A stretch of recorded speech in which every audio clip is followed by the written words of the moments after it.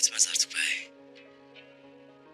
Faizle borç verip malından mülkünden ettikleri tüccarlar, köylüler kim varsa hepsini tek tek tespit edin.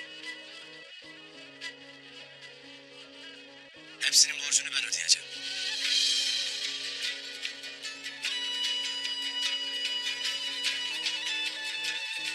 Beyim, sahip olduklarını herkeslere verirsin zaten. Gündüzün utancı buna değer Bamsı. Bu şanda neyimiz var ki Bamsı? Pusatımız. Bir de inancımız.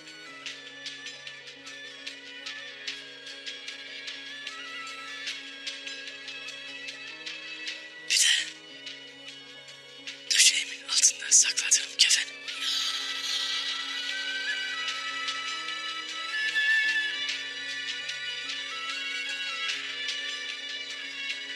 Bana ait olan ne varsa hepsini vereceğim.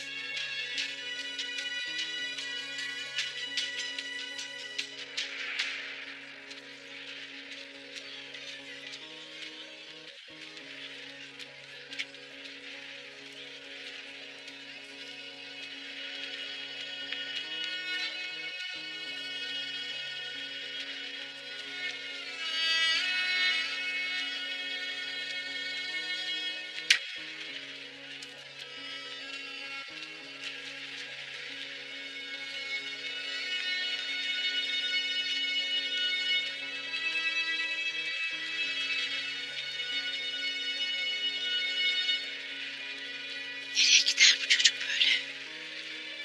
Burnundan soluya soluya.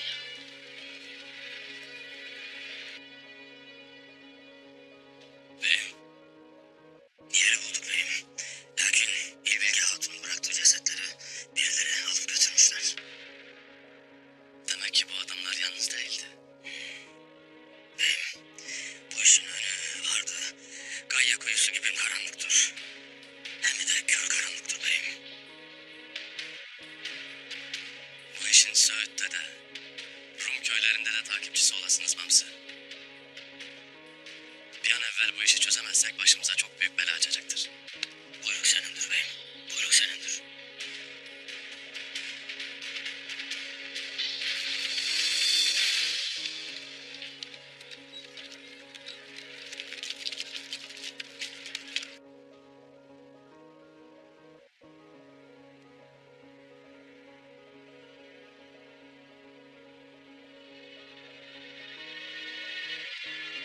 Baba. Baba. Neler oluyor? Su ver bana bir.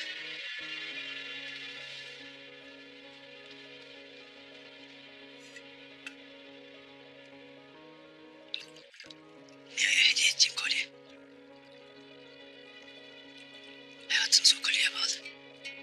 Bunu sakın unutmayın Dokya. O kolye. Ne diyorsun sen baba? Sen bizden bir şey saklıyorsun. Drakos kim bizi nereye götürüyordu? Söylesene bana. Soru sormaya bırak. Ne diyorsan onu yap. O kolyeye iyi bakın. Kimseye de bundan bahsetmeyin.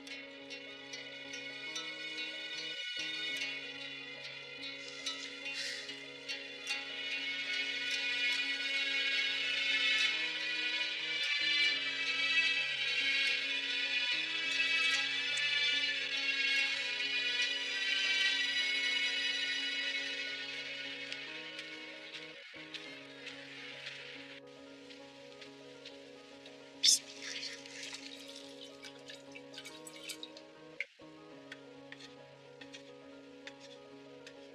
İlbilge Hatun.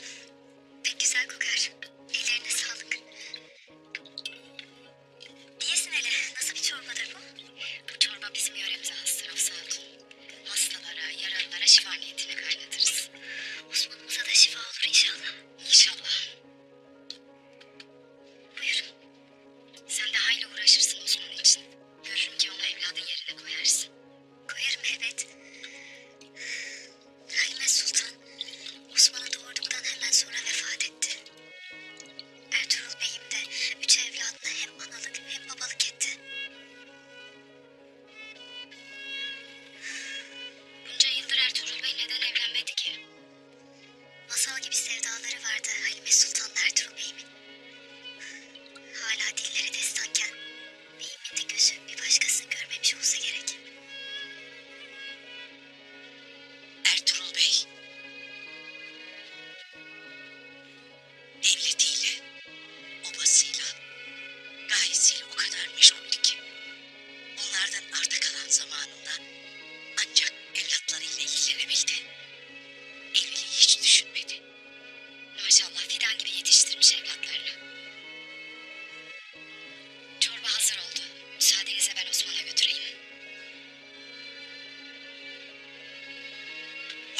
aslanım.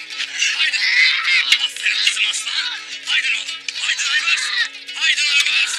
Haydi ay maşallah. Kız aferin aslan. Haydi oğlum Aybars. Haydi. Aferin. Haydi Aybars. Aferin. Bileğiniz kaya gibi kuvvetli olmalı. Aferin. Taş gibi kuvvetli olsun. Hareketleri de iyi takip edesiniz.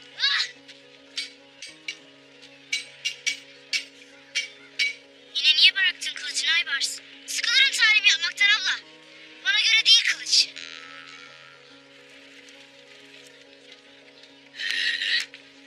Hele şuna bak hele. Akbaş'ın oğlu kılıç istemez miymiş? Hep derim ben sana baba. Kılıç senin, kalem benim olsun. Hele şu dillere bak hele. Hele şu dillere bak hele.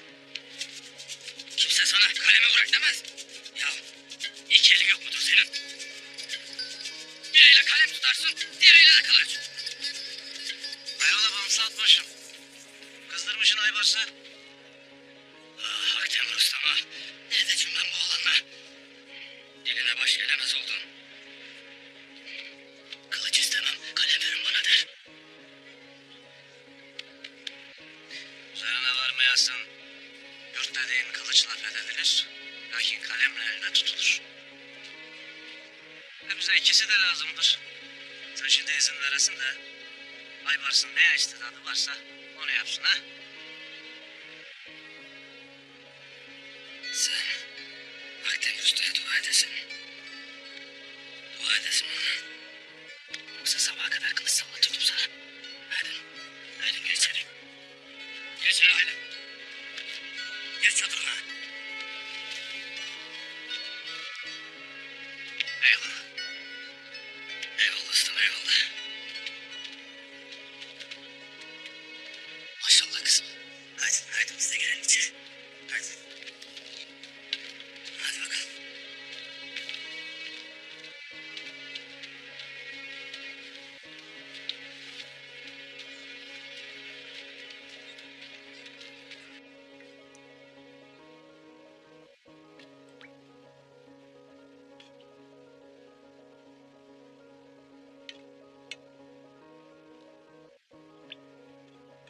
Eline sağlık, ne güzel yapmışsın. Afiyet olsun Osman. Karakoç kemiğinden kaynattım. Kuvvet verir. Rahmetli anam da benim için yapardı. Benim anam ben doğduktan sonra ölmüş. Hiç görmedim. Dağ gibi baban var. Ağabeylerin, nenen, hepsi de seni çok sever. Hele baban. Destur. Baba. Sağ olsun. İlbilgi Hatun bana karakoç kemiğinden çorba kaynatmış.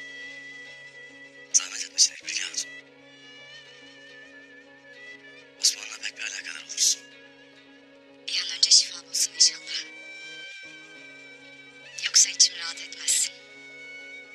Ellerimle yapayım istedim çorbasını.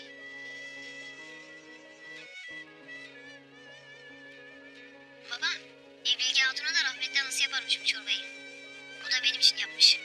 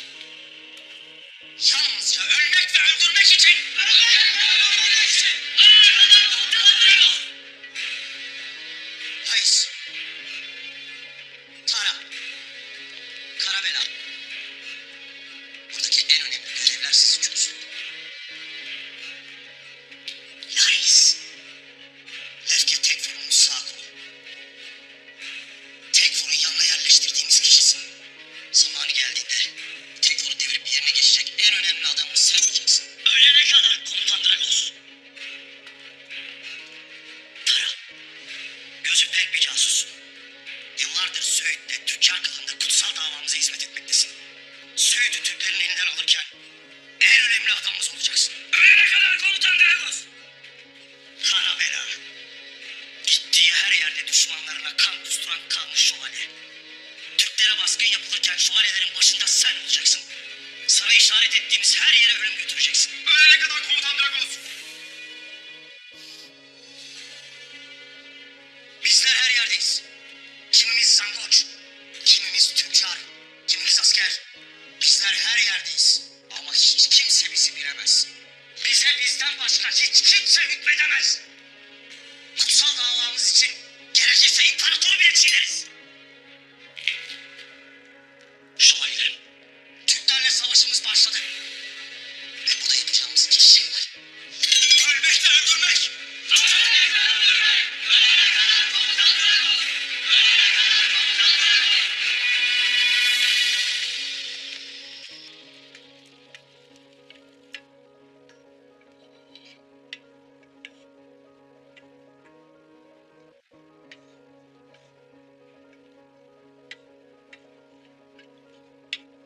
Ozan? At ayağı külük. Ozan deli çevik olur derler.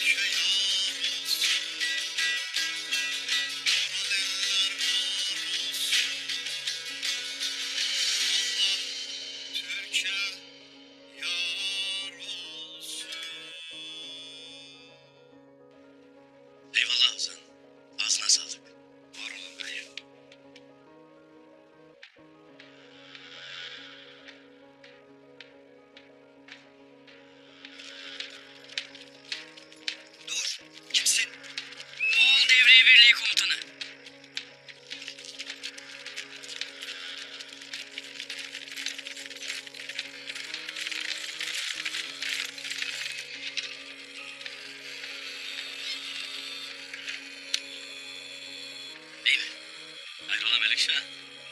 Moğollar.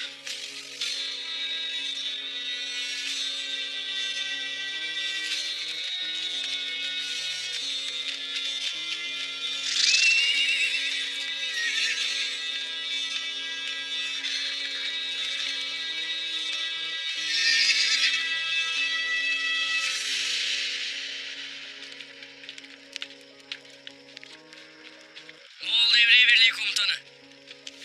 Ertuğrul Bey'in otağına böyle giremezsiniz. İstediğimiz yere, istediğimiz gibi gireriz. Sen kim olursun da beni durdurursun? Ha?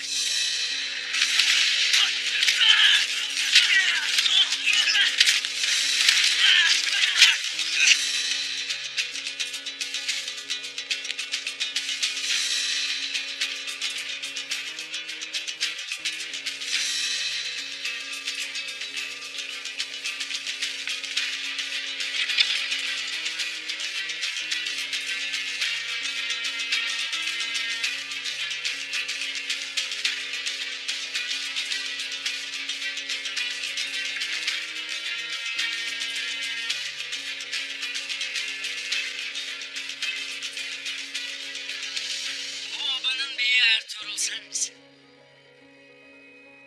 Benim. Siz kimsiniz?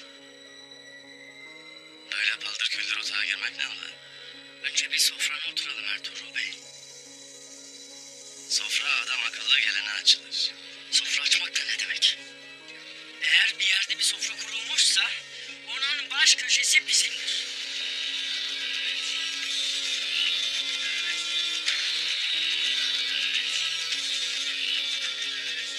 Karşınızda Moğol Devriye Birliği Komutanı var sizin.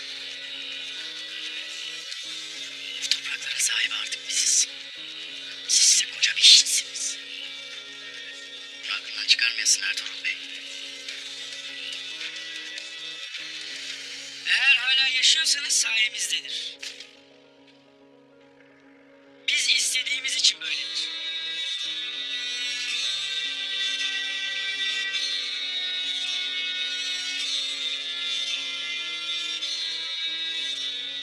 Dilersek sizi çöllere de süreriz. Cehennemin dibine de göndeririz.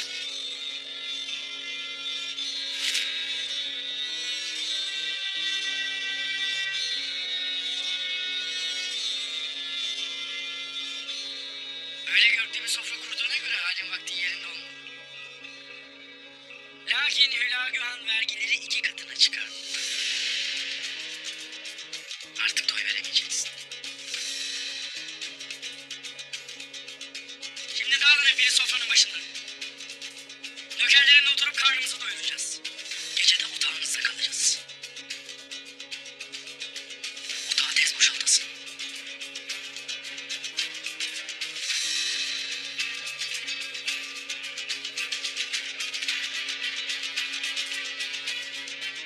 Bu güzel avrat da bize hizmet edecek.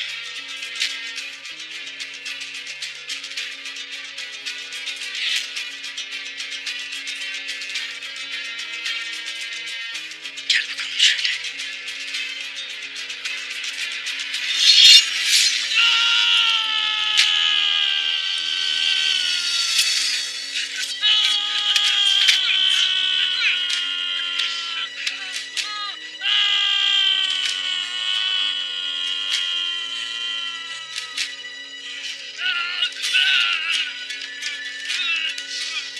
Hem davetsiz gelirsin, hem de tensizlik edersin. Bizim obamızda misafirimize yan gözle bakanın gözünü uyar. El uzatmaya cüret edenin elini keseriz. Şimdi sana bu obadan ne bir lokma, ne de bir döşek çıkar.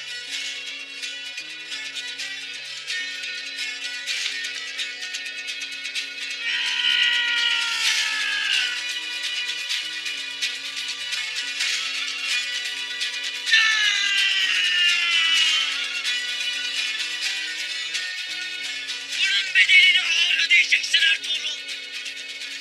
Siz benim elimi kestiniz. Biz de senin kafanı keseceğiz.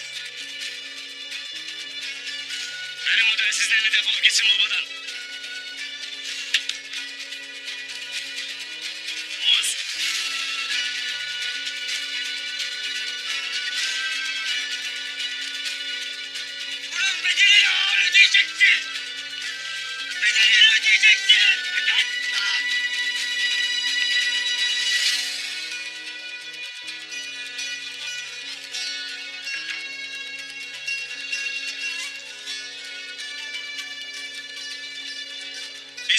bir olup, diri olup güçlü kaldık. Bizi yıldırmak için ellerinden geleni yapacaklar. Dört bir yandan saldıracaklar. Küstahlıklarına, alçaklıklarına, densizliklerine göz yummayacağız.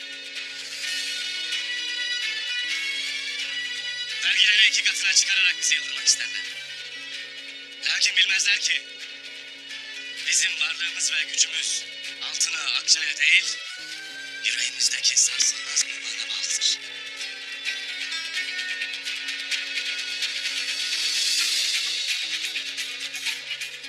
Dinle, unutmayasınız.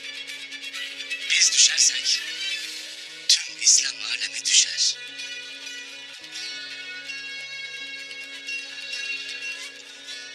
İmanımıza ve töremize sımsıkı bağlı olduğumuz müddetçe başımız öne eğilmeyecek, İslam sancağı da düşmeyecek. Evelallah beyim. Evelallah beyim.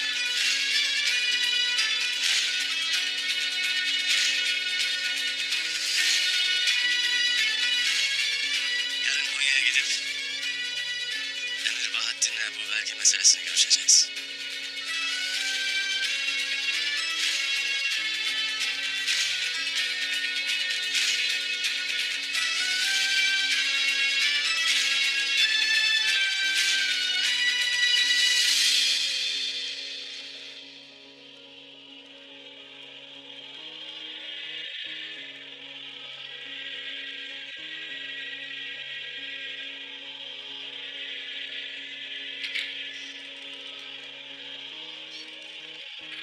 Gel bakalım.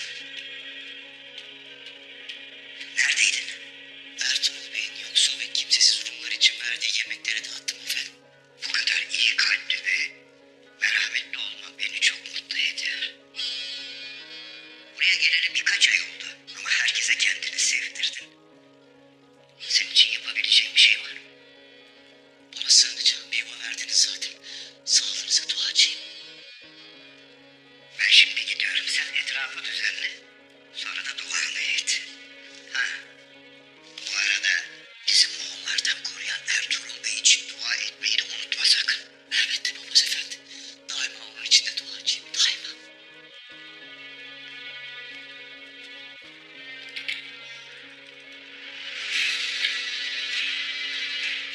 Yok olması için duacıyım daima. Daima.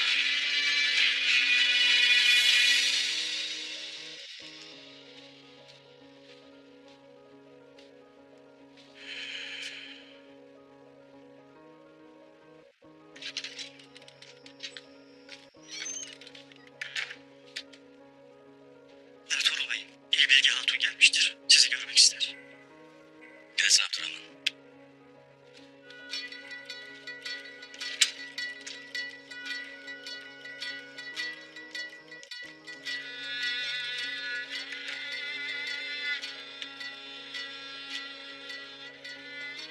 Gün doğarken alplerimle yola çıkacağız. Yola düşmeden seni görmek istedim Ertuğrul Bey. Obam obandır ey bilgi hatun. Ne vakit yolun Söğüt'e düşerse beklerim. Benim için kendini de obana da tehlikeye attın. O Moğol soysuzları olanlardan sonra sana da obana da musallat olacaktır. Sofrandaki misafirin şerefi benim şerefimdir. Bunun için değil kendimi, cümle cihanı ateşe atar bir bilgi hatun. Töremiz böyle emreder. Bilesin ki başın ne vakitlere düşerse bir haber etmen yeterlidir. Cihanın öbür ucunda dahi olsan koşar gelirim. Eyvallah Ertuğrul Bey. Yolun açık olsun ey bilgi hatun. Allah'a emanet.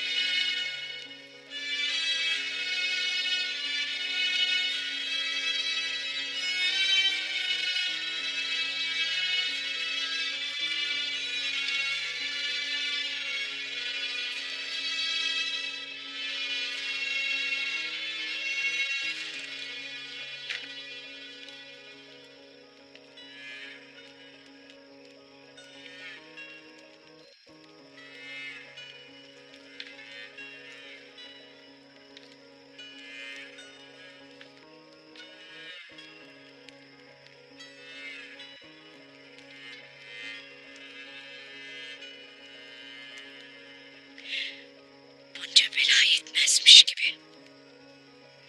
Bir de bu Moğol itleri çıktı. Onu mu düşünürsün oğlum? Nice belalar atlattık ana. Bunu da atlatırız evelallah. Esas mesele babalıkmış ana. Şimdi babamı da seni de daha iyi anlarım.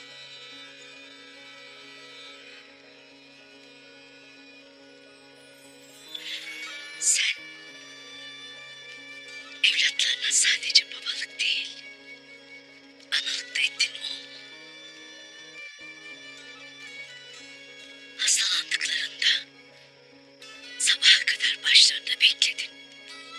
Gözünü kırpmadan. Yeri geldi. Kendi ellerinle yedirdin, içirdin, giydirdin. Elbet bu zorluklar da olacak. Kendini hırpalama. Nasıl olacak